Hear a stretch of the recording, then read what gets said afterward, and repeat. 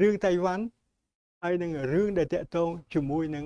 នៅកម្ពុជានៅក្នុងអាស៊ានហ្នឹងតើវាអាចមានខ្សែច្រវាក់គ្នាតាក់ទងគ្នាទៅវិញទៅមកទេតើនៅក្នុងអតីតគម្រោងយុទ្ធសាស្ត្រមួយគេហៅថាសម្រាប់ពិភពលោកទៅអនាគតដែរឬអត់បាទនេះជារឿងមួយបាទជប៉ុនដែលនាយករដ្ឋមន្ត្រីស្រីថ្មីដែលលោកបានប្រកាសដែលយើងនិយាយមែនទែនប្រកាសហ្នឹងគឺប្រកាសយ៉ាងសាហាវយ៉ាងខ្លាំងក្លាមួយទៀតគឺថាដូចជាការប្រមានទៅដល់ប្រទេសចិនប្រជាមានិតនឹងប្រាប់ថាហ៊ានតែវាយតៃវ៉ាន់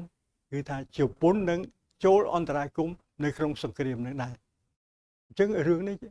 យើងបានថារឿងហ្នឹងតើវាជាប់ជាមួយនឹងរឿងនៅអាស៊ានដែរឬអត់នេះយើងចោទយើងសួរពីព្រោះវារឿងទាំងអស់នេះវាហូរហែតប៉ែលោតមកជាមួយគ្នាហ្នឹងហើយក្នុងរឿងហ្នឹងក៏យើងបានដឹងដែរលោកដូណាល់ត្រុំដែលលោកបានអញ្ជើញមកក្នុងអតីតហៅថាពិភាក្សានៅអាស៊ាននៅកូឡាឡាំពួរហ្នឹងអស់ពីចេញពីកូឡាឡាំពួរក៏បានចេញទៅជប៉ុនដែរណាទៅហាណូយទៅជប៉ុនអីហ្នឹងទៅជួបជាមួយលោកស្រីហៅថានាយករដ្ឋមន្ត្រី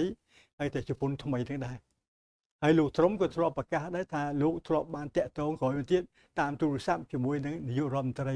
ស្រីរបស់ជប៉ុនទៀតអញ្ចឹងរឿងវាអញ្ចឹងអញ្ចឹងបានថាកន្លែងនេះពងតែក្តៅកន្លែងមួយទៀតនោះគួរចាប់ផ្ដើមហៅថាបញ្ចេញកម្ដៅដែរហើយជប៉ុនយើងឃើញជប៉ុននៅលើកោះមួយឆ្ងាយនោះទៅណាចិននៅលើដីគោកនេះទៅហើយដល់អញ្ចឹងទៅយើងឃើញថាអ្វីដែលជាសេចក្តីប្រកាសនេះធ្វើឲ្យពិភពលោកនឹងឆ្ងល់យ៉ាងម៉េចពីព្រោះទឹកដីជប៉ុនជាកោះបាទវាអត់មានព្រំដែនអីជាប់ជាមួយនឹងចិនទេដល់រឿងចិនតៃវ៉ាន់ហើយនឹងហៅថាចិនដីគោកហើយទៅចិនប្រជាមានិតកម្ពុជានេះគឺថាវាឃើញថាគឺជារឿងមួយដែលអត់មានព្រំដែនជាប់ជាមួយនឹងជប៉ុនទេបាទអត់មានព្រំដែនជាប់ជាមួយទេហើយអត់មានរឿងអីដែលឆ្លោះជាមួយគ្នាដែររឿងអីក៏រឿងទាំងអស់នេះវាចេញមកវាកើតចេញមកជាអញ្ចឹងធ្វើឲ្យពិភពលោកនឹងភ្ញាក់ផ្អើលបាទភ្ញាក់ផ្អើលពីព្រោះលោកស្រីប្រធាន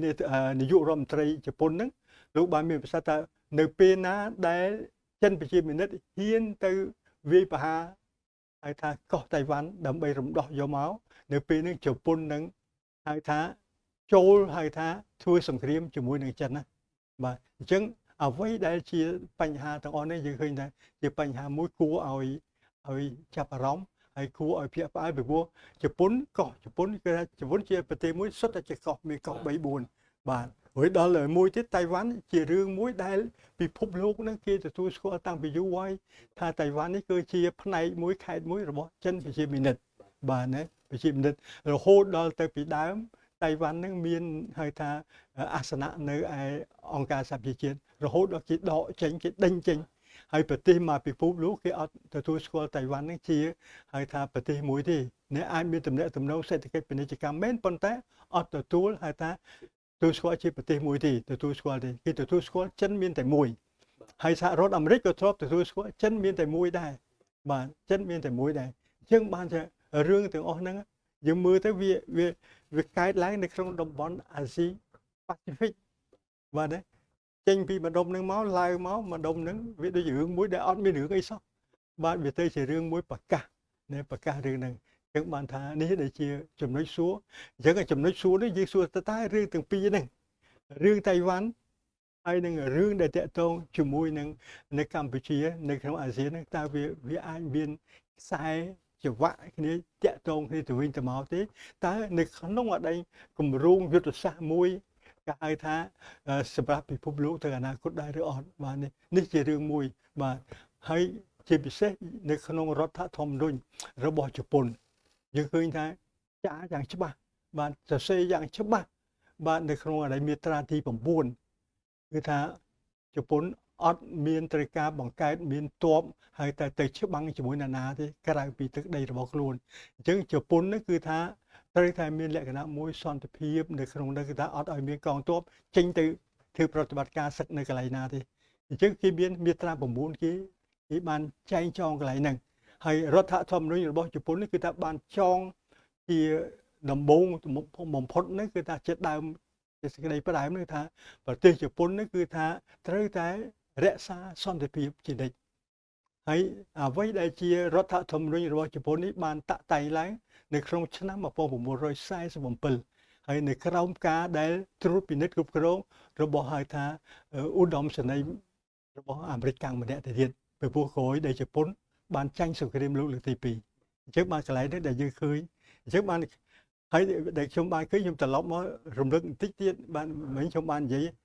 ក្រោយដែលលោកត្រុំ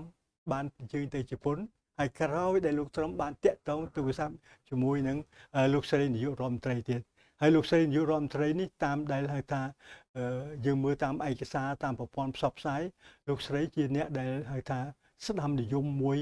យ៉ាងខ្លាំងនិងយ៉ាងធ្ងន់នេះហៅថាយ៉ាងធ្ងន់មែនទែនលោកស្រីនាយករដ្ឋមន្ត្រីហៅថាជប៉ុនហ្នឹងបាទនេះគឺហៅថាជាពីដើមជាកូនចៅរបស់លោកនាយករដ្ឋមន្ត្រីអាបេបាទអញ្ចឹងបានមកអញ្ចឹងទៅហើយលោកស្រីនេះក៏ធ្លាប់បានដែលហៅថានៅក្នុងទេសនៈនៅក្នុងសេចក្តីរបស់លោកនិយាយនេះគឺថាលោកស្រីនេះគឺថាអត់ដែលបានទទួលស្គាល់ថាកងទ័ពជប៉ុនបានសម្លាប់មកដែលហៅថាប្រជាពលរដ្ឋចិននៅឯណាន់គីងនេះទេនេះគេថាអត់មានទេសុទ្ធតែជាការមួយដែលពលឹះនៅក្នុងអ្វីដែលជាប្រវត្តិសាស្ត្រប៉ុន្តែអ្នកស្រាវជ្រាវរបស់អាមេរិកអ្នកនយោបាយអាមេរិកធ្លាប់បាននិយាយធ្លាប់បានបញ្ជាក់ទៅទៀតថាជប៉ុននឹងបានសម្លាប់ដែលហៅថាពេលដែលចូលគ្រប់គ្រងឈ្លានពានប្រទេសចិនប្រជាមានិតនឹងសម្លាប់មនុស្សនឹងរហូតដល់ទៅជិត3លាននាក់នេះហៅថាសម្លាប់ផ្សេងធ្វើឲ្យប្រជាពលរដ្ឋអត់បាយស្លាប់ដោយសារអត់បាយនឹងដល់ទៅ3លាននាក់ទៅទៀតបាទអញ្ចឹងកន្លែងនេះដែលជារឿងមួយដែលយើងហៅថាយើងអាចពិចារណាទាំងអស់គ្នាតើគេរៀបចំសេនាធិការដើម្បីធ្វើដូចម្តេចឲ្យអាស៊ានណាឲ្យមានបញ្ហាឬក៏យ៉ាងម៉េចហើយក្នុងនោះជប៉ុននេះគឺថាជាតួអង្គមួយដែលគេបញ្ចូលមកថ្មីបាទណាបញ្ចូលមកថ្មីពីព្រោះហើយជាពិសេសគឺថារំលោភទៅលើអ្វីដែលជារដ្ឋធម្មនុញ្ញរបស់ខ្លួនទៅទៀតហើយក្នុងនេះគឺថាខ្ញុំសូមបន្ថែមបកមុខកញ្ចក់ទៅទៀតបន្តិចពីលោកស្រីជំទាវហៅថានាយករដ្ឋមន្ត្រីថាលោកស្រីជំទាវនេះគឺថាលោកនេះគឺថាជាអ្នកជ្រុលនិយមម្នាក់បាននៅក្នុងគណៈបករបស់ហៅថាជប៉ុនអញ្ចឹងគឺថាគាត់លោកអត់បានទទួលស្គាល់នៅអ្វីដែលជាតកតងជាមួយនឹងការដែលជប៉ុនកងទ័ពជប៉ុនធ្វើបាបប្រជារាស្ត្ររបស់ចិនទេហើយក៏មិនទទួលស្គាល់រឿងជប៉ុនទៅជាក៏យកហៅថានារីភេទរបស់ចិននេះយកមកធ្វើជានារីកំដរកម្មគុណឲ្យទាហានរបស់ខ្លួនដែរបាទអានេះគឺថាគាត់ច្បាស់កន្លែងហ្នឹងអានេះគឺធ្លាប់ឃោសនាក៏ធ្លាប់និយាយអញ្ចឹងហើយឯកសាររបស់ហៅថាពិភពលោកគេបានយកទាំងអស់ហ្នឹងយកទៅកត់ត្រាផ្សព្វផ្សាយទាំងអស់ហ្នឹងហើយអ្វីដែលចំពោះខ្ញុំផ្ទាល់ខ្ញុំឃើញថាលោកស្រីគឺថាជាអ្នកគិតគូរបាទគិតគូរនៃប្រទេសជាតិរបស់លោកស្រីមែនប៉ុន្តែឃើញកន្លែងមួយដែលលោកស្រីភ្លេចគ្រាប់បែកប៉ារ៉ាម៉ាណូរបស់អាមេរិកនៅ Hiroshima ហើយនៅ Nagasaki ដែលលោកស្រីអត់ដែលបាននិយាយបាទ